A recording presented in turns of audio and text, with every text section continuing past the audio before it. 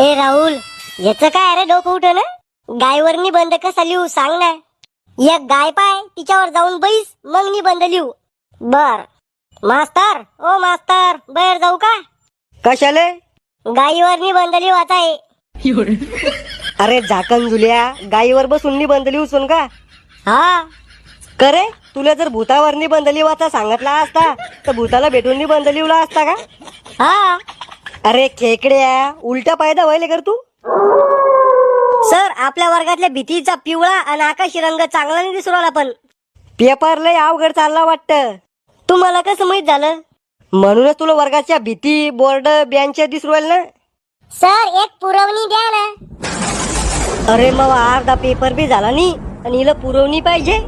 पोट्या हो, काय सर? गु खा जरसा ह्या पोरीचा.